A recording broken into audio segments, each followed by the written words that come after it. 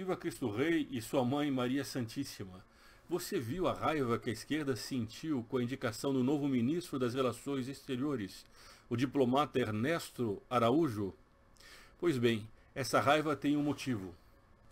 Até pouco tempo atrás, as discussões nos bares, nas esquinas, nos colégios e até nas faculdades não eram sobre a escolha de um ministro das Relações Exteriores, quando muito o ministro da Economia, ou quem sabe um técnico de futebol, o nome de um jogador que iria para a seleção brasileira. De repente a celeuma toda é pela escolha do ministro das Relações Exteriores. Essa raiva tem um motivo. É que a eleição de Jair Bolsonaro e a escolha desse novo chanceler, ela se insere num momento de fraqueza internacional da esquerda. A esquerda tem um projeto, e esse projeto se chama a República Universal, que alguns hoje estão chamando também de globalismo. O fato é que esse projeto está em risco. Nós gostaríamos de poder tratar de vários assuntos relacionados a isso. Não vai ser possível nesse vídeo. Se você ainda não se inscreveu nesse canal do YouTube, aproveite para fazer o mais rápido possível. Ao final deste vídeo vai aparecer no canto o pedido de inscrição. Inscreva-se e acompanhe as novidades do vídeo. Bom, sobre o chanceler escolhido por Jair Bolsonaro, nós temos aqui um artigo que vai explicar um pouco do problema de fundo da esquerda. Porque a esquerda não é apenas a brasileira, tem demonstrado uma raiva difícil de se entender pela eleição de Jair Bolsonaro. Será que é só porque ele é conservador? Ou porque essa eleição se dá num momento de fraqueza internacional de um projeto da esquerda? E é sobre isso que eu quero falar hoje. O primeiro artigo que nós leremos é de um articulista muito famoso, um francês, correspondente do estado de São Paulo, que viveu muitos anos no Brasil, o Gilles Lapouche. Ele escreve no estado de São Paulo o seguinte artigo: O Ocidente rompido. As cerimônias organizadas por Emmanuel Macron para o 100º aniversário do fim da Primeira Guerra foram maravilhosas, comoventes e fervorosas. Vejam como ele é irônico, é um dos estilos dele. Continua então: todos os 80 chefes de Estado e de governo falaram de seu horror da guerra, das carnificinas e do amor que tinham uns pelos outros. Essa efervescência durou apenas o tempo das cerimônias. Antes mesmo de aterrissar em Paris, o líder do mundo ocidental, Trump, enviou a seu amigo, entre aspas, Macron, um feroz tweet para castigá-lo, entre aspas, por ter desejado a criação de uma defesa da Europa. Mas com essas cerimônias do centenário ficou em destaque essa ruptura entre o Trump e a Europa, e especialmente entre o Trump e as instituições supranacionais ou multilaterais da Europa. E desde sua eleição há um ano e meio, aqui está a ideia de Macron: a Europa é mais rica do que os Estados Unidos. Por isso temos de reformar a União Europeia, fortalecê-la, equipá-la com novas funções. Essa visão de Macron é séria, promissora. O inconveniente é que está obsoleta. Foi atraente 2 anos atrás, quando Macron entrou na arena política. Mas hoje é irrealista e, como dizem até alguns, até mesmo utópica, já que a União Europeia não é mais do que foi. Cansada, sem energia, com muitos de seus membros querendo fortalecer o tema da nação, em vez de mesclar a nação e uma estrutura federativa. Vejam que interessante. Ele diz que até 2 anos atrás, esse programa de Macron seria promissor. O que mudou em 2 anos que tudo deu errado para a esquerda? Esse é um tema interessante que nós pretendemos analisar nos próximos vídeos. Sem querer entrar em muitos detalhes, nós podemos perceber que a opinião pública do mundo deu uma guinada nitidamente conservadora. Valores como a defesa da família, que ontem estavam, por assim dizer, démodé, fora de moda, de um passado distante, hoje se tornaram a agenda de muitos dos líderes que governam seus países. Sejam eles conservadores ou estejam eles aproveitando essa reação conservadora da opinião pública, pouco importa para essa análise que estamos fazendo. O fato é que eles tiveram que se adequar a uma opinião pública muito mais interessada na defesa dos valores morais. E esse projeto que o Macron tinha, dessa grande Europa unida, supranacional, que caminhava para a República Universal, que é o mesmo projeto da esquerda marxista, que desejou fazer uma estrutura capaz de governar os povos e impor uma agenda ideológica contra essas nações, esse programa da esquerda começou a afundar. Ele já não mais convence a opinião pública. E aqui está o problema de fundo. Vamos voltar ao artigo para terminar a leitura. Ele então trata das nações da Europa e nós vamos ver o problema que é essa fenda. Vejam o artigo, o título do artigo é claro, o Ocidente rompido.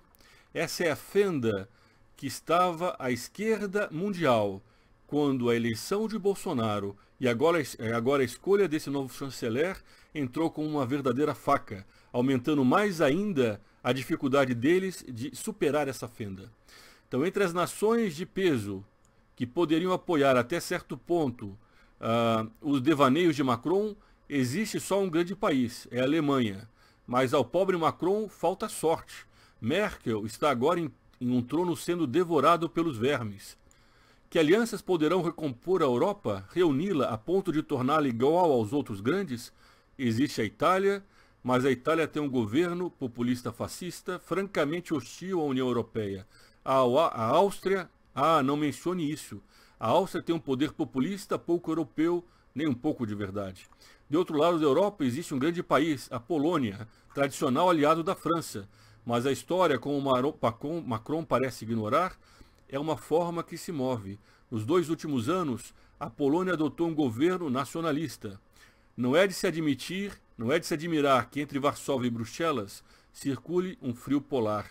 Quando visitou Washington, o presidente polonês foi ainda mais longe. Ele ofereceu 2 bilhões a Donald Trump para instalar uma base militar permanente dos Estados Unidos em território europeu. Na União Europeia, esta oferta provocou algumas caretas. Bom, Gilles Lapouge poderia ainda falar da questão do Brexit da Inglaterra, poderia falar da Viktor Orbán na Hungria. Por todos os lados, essa estrutura supranacional que estava sendo gestada como uma espécie de avant-première dessa República Universal, que era o projeto que a esquerda mais tinha empenho. Esse projeto falhou. E a eleição agora de Jair Bolsonaro e a escolha desse novo chanceler se inserem nesse momento de fragilidade. Em grande parte se pode entender o ódio da esquerda contra essa escolha do novo chanceler pelo que ela representa para esse projeto. Alguns chegaram a dizer que ele tem as ideias da TFP. Grande crime, certamente para a esquerda, é algo inaceitável. Essa esquerda que fez uma ideologia baseada no materialismo, algo mais contraditório do que uma ideia baseada na matéria.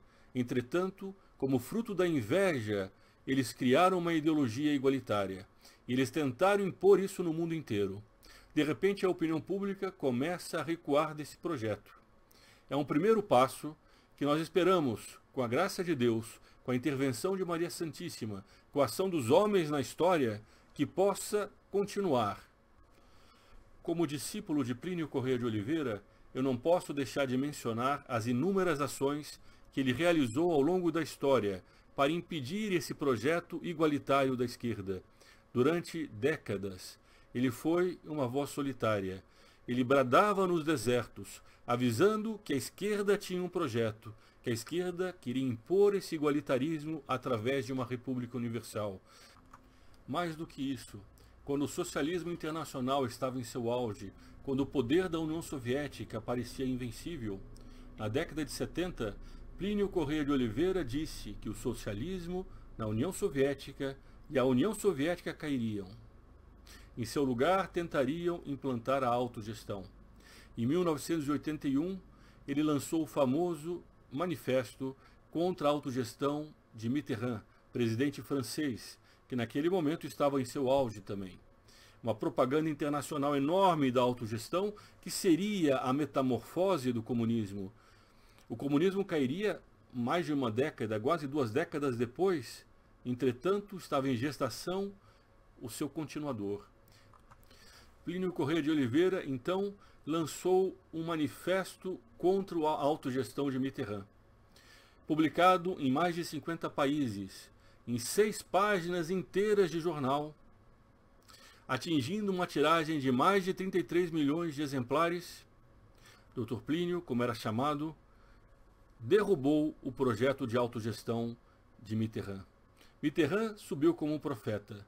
Depois daquilo, ele não passava de um mero presidente. Ele já não tinha mais a força de dar o sustentáculo para continuar um projeto que estava fracassando na Rússia.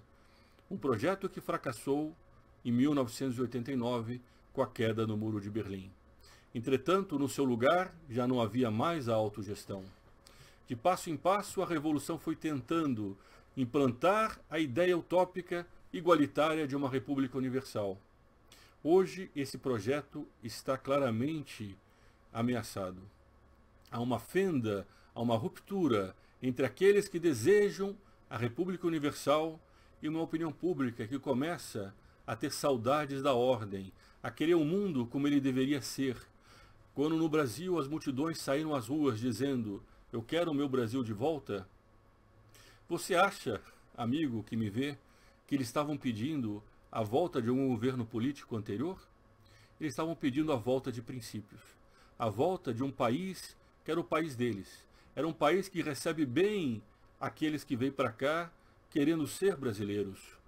Um país hospitaleiro, um país ordeiro, um país pacato, um país que quer, através do trabalho e da família, da tradição e da propriedade, garantir o futuro dos seus filhos e da nação. Esse país é o país que outras pessoas em outros países começam a sonhar. É um país que não é nacionalista, é um país que quer o patriotismo. E aqui é o problema também do artigo de Gilles Lapouge. Ele acusa a reação conservadora da opinião pública como se fosse nacionalista. Pode ser que no meio da reação pública entre a questão do nacionalismo da década de 60, que é o nacionalismo incapaz de ver o bem que existe nas outras nações. A verdadeira reação que nós temos visto na opinião pública, entretanto, não é nacionalista. Ela pode ser sim patriótica. Ela pode ser sim cheia de valores morais, mas ela não tem ódio. O ódio quem tem é a esquerda. O que ela tem, essa reação, é a vontade de voltar ao mundo, de voltar no mundo os valores que identificam cada uma dessas nações. Esses valores fazem parte da cristandade, pela qual Dr. Plínio a vida inteira lutou. E é nesse momento que nós vemos e que o projeto da esquerda está tão ameaçado, nesse momento em que nós podemos ver os frutos do trabalho que Plínio Corrêa de Oliveira produziu ao longo da história, não só ele, é bem verdade, mas sobretudo, durante muito tempo, ele foi o único, e foi o único que organizou um movimento internacional coordenado para combater a revolução. Isso não há outro movimento, não foi feito por ninguém. Nesse momento em que essas ideias começam a contestar o rumo da revolução, a esquerda demonstra aquilo que ela sempre teve, o ódio. E é contra esse ódio que nós defendemos a vitória de Nossa Senhora, da Santa Igreja e da civilização cristã. Boa noite e muito obrigado.